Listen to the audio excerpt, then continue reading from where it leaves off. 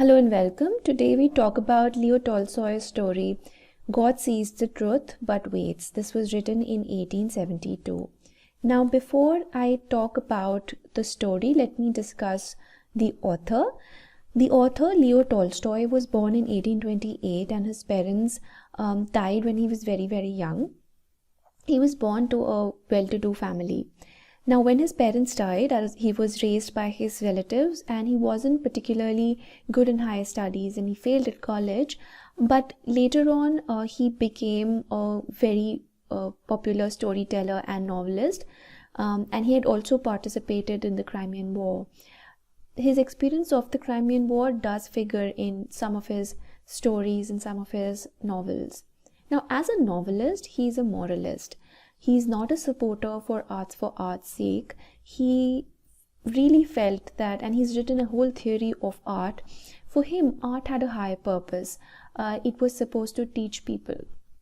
And it was supposed to teach people morality. It was supposed to give people life lessons. So much of his work is very didactic, so to say.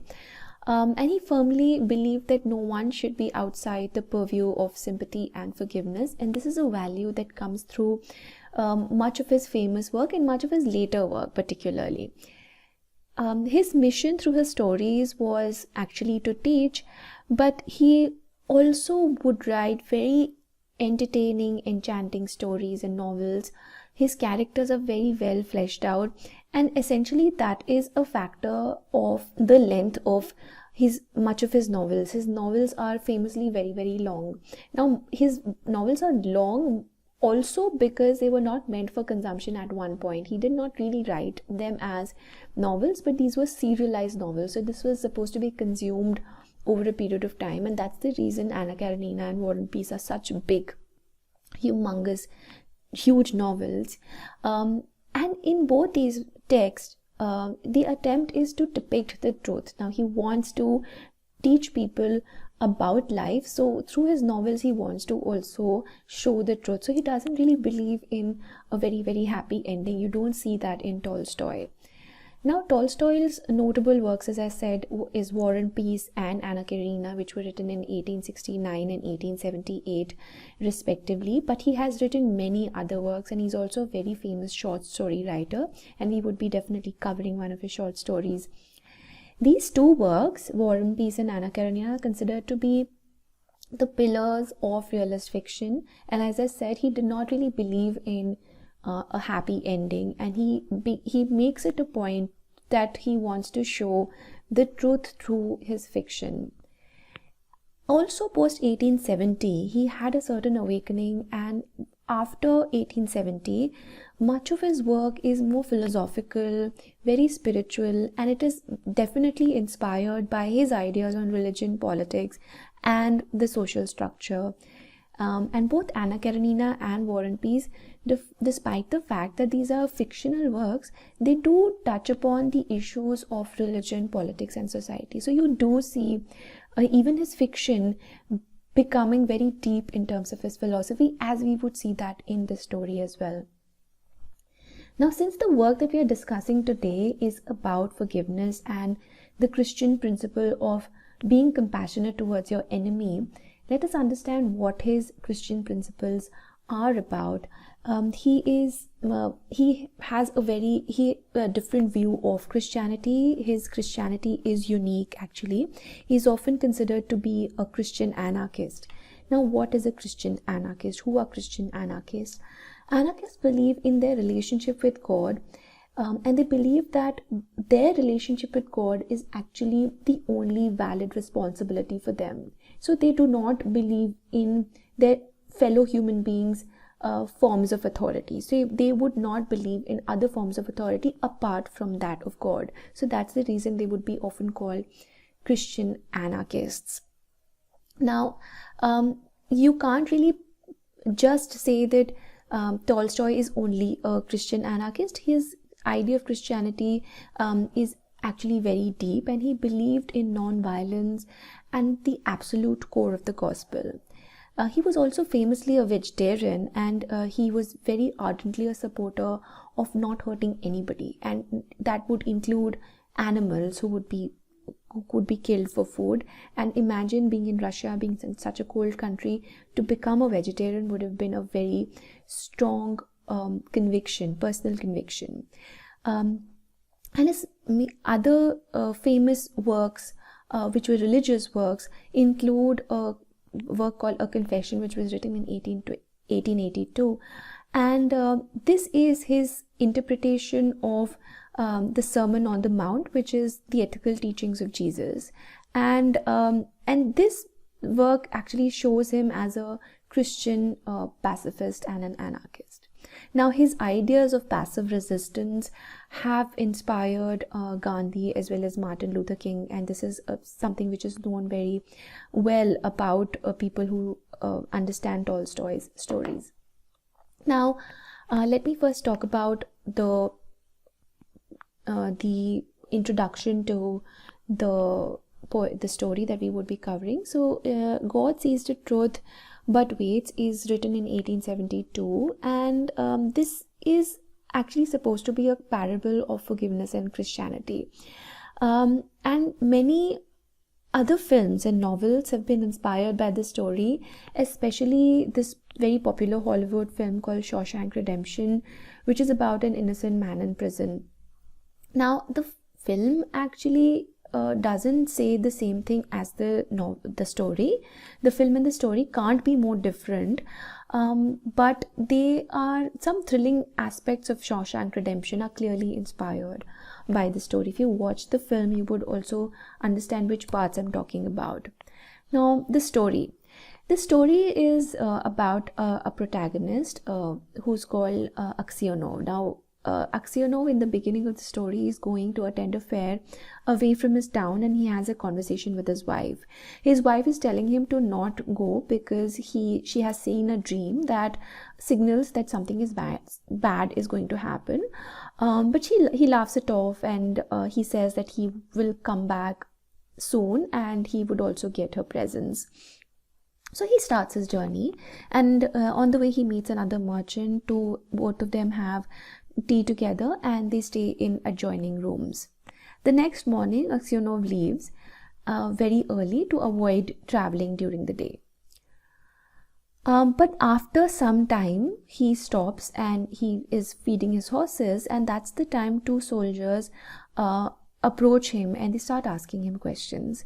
It turns out that the merchant that he had met up earlier had been murdered, and the two policemen are suspecting him of the crime.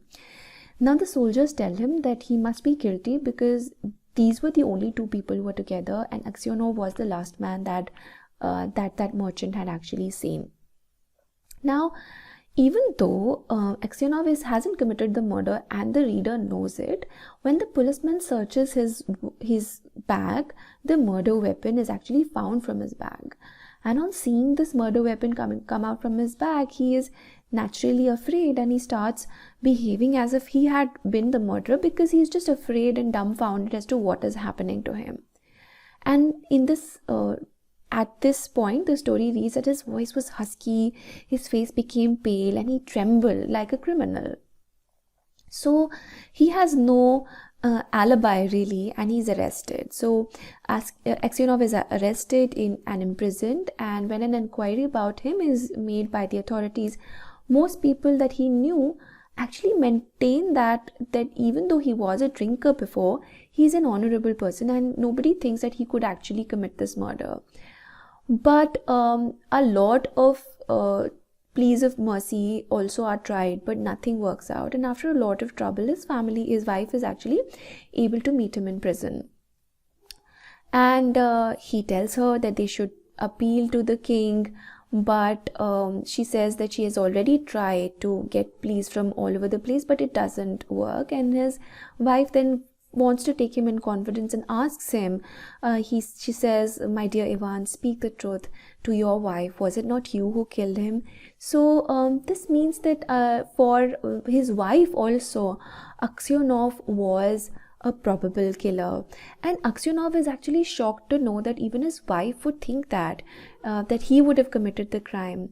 So he's hurt to know that, and she believes that she also believes him to be a murderer. and this is the last time these two meet, and he says goodbye to her.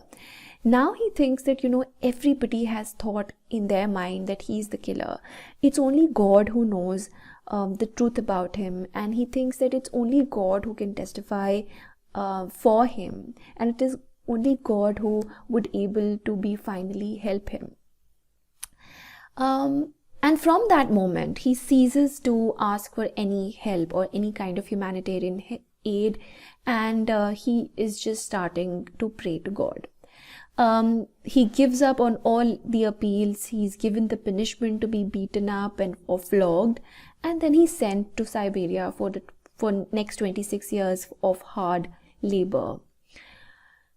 When he's in Siberia, he has already lost all hope.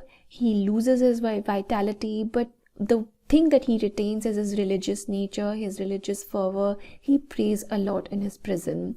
And he shows good behavior to the people around him. He's very kind. He reads lots of books, lots of religious books. So he is basically living the life of a true believer even when he is in prison. His fellow convicts actually start calling him grandfather or the saint, and he earns the respect of the people around him, and many years pass like this. Now, after many years, a fresh band of convicts arrive in Siberia, and this includes a man called Maka Semyonich. And in one casual conversation, Semyonich reveals that the murder of that merchant that had happened, he says something about him which makes Aksionov feel that Semyonich is actually the murderer of that merchant. But by now he had lost all hope to ever be able to go back. But all these feelings, all his past feelings come back, and he wants to take revenge, but his religious temperament actually doesn't let him do that. But he gets really, really angry with Semyonich. And there's this one incident which describes that Aksionov is almost on the verge of hitting Semyonich. But one day he comes across a hole which is being dug by Semyonich, and Semyonich wants to escape. But Semyonich, when Semyonich sees that Aksionov knows that he is planning to escape, Semyonich threatens him, and he says that he will murder Aksionov if he reports anything to the authorities. And to this, Aksionov says that he's already been murdered long ago. It doesn't matter. The hole is actually eventually discovered by the prison guards, and people want to know who has dug the hole, and Aksionov is actually questioned.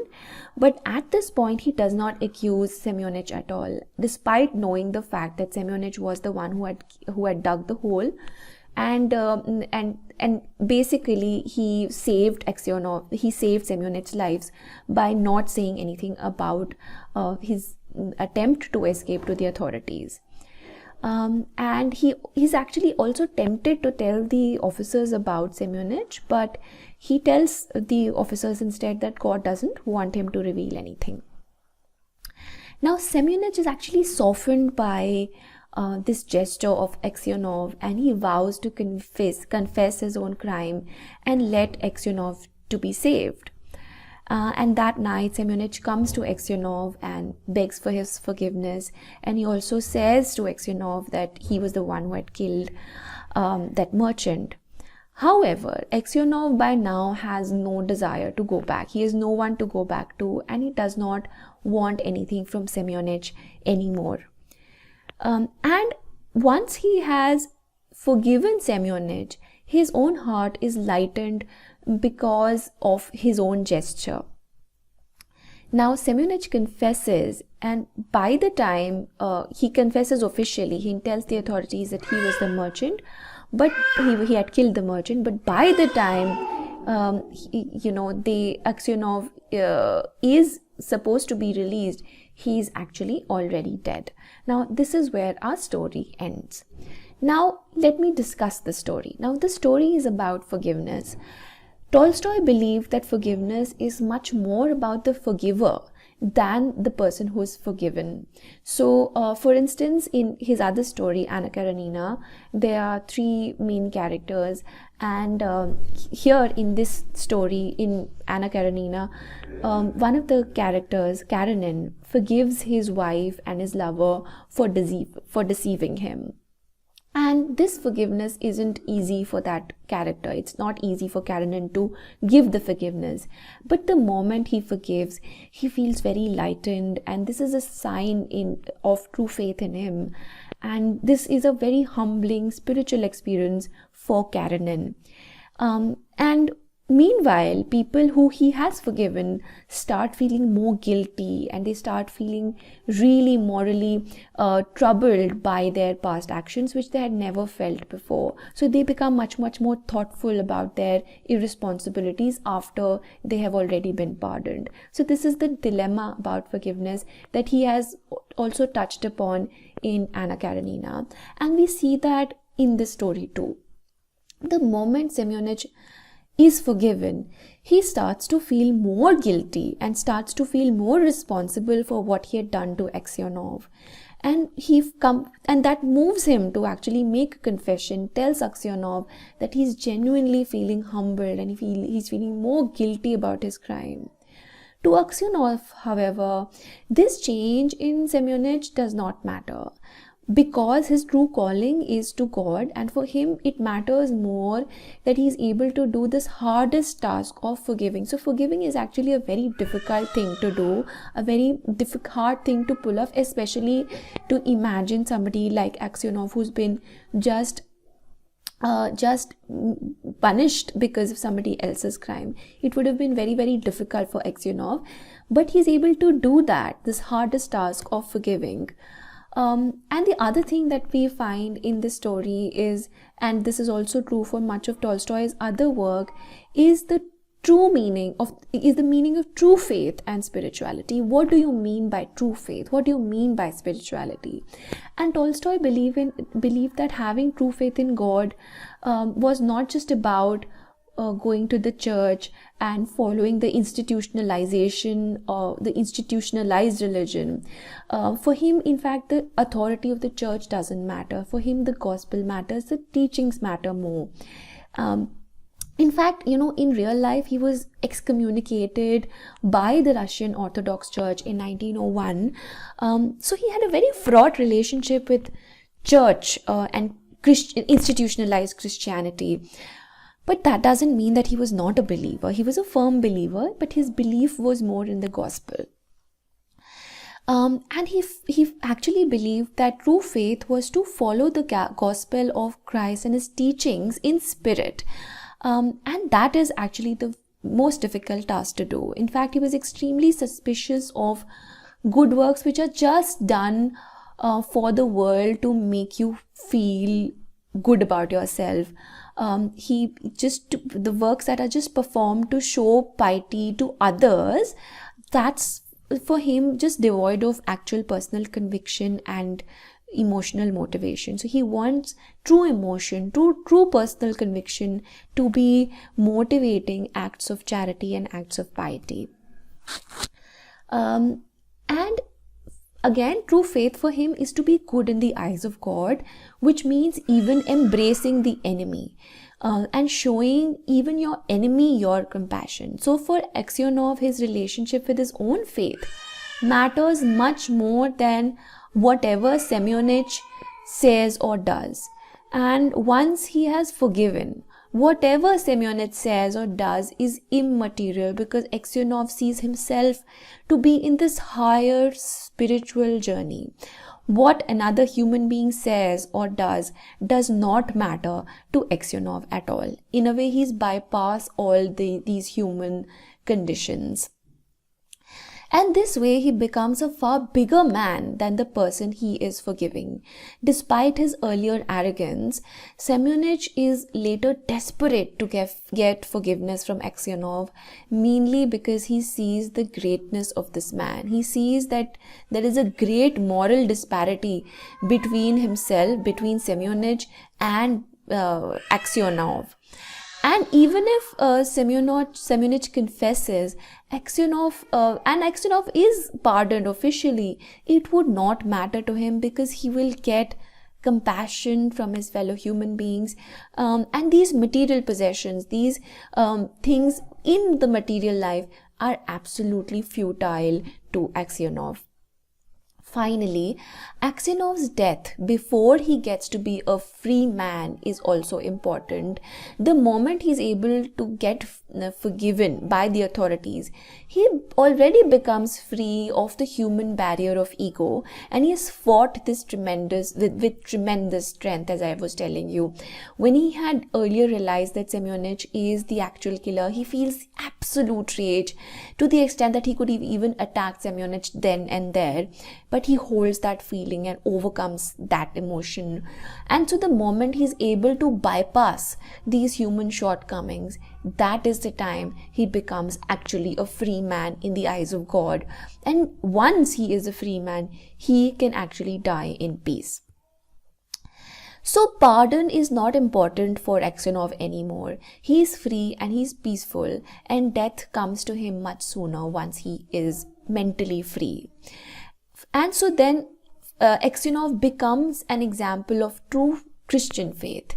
And for people who do not know, in Christianity, death is not supposed to be followed by rebirth. You get to be closer to God even if you have endured life with strength. And then you get to be in the so-called kingdom of heaven post-death. So he's getting ready for that kind of a post-death experience, so to say. So Aksionov gets to die basically a free man, and he gets to be good in the eyes of God at the end of the story. So this was the story. I hope you liked my analysis of the story. This story was requested by Soumya Sham. Thank you, Soumya, for requesting for this story. I hope that you keep requesting for other works which I can help you with. Thank you so much for all your subscriptions, for all your comments, for all your compliments. This means a lot to us. Thank you. I'll see you again.